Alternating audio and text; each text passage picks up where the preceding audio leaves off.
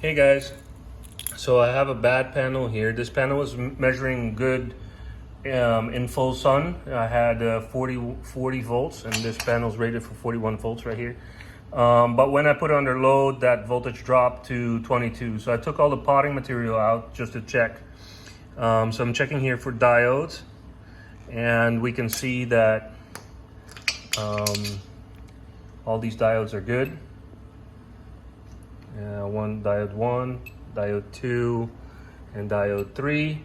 But when I took the potting material out, I didn't expect the diodes to be bad because the voltage was good under no load. I expected there to be a loose connection because the voltage dropped under load. That's a tattletale. So what I found when I took the potting material out was that this connection here is loose. Yeah, so all I have to do is solder this back and this panel will be fully functional again.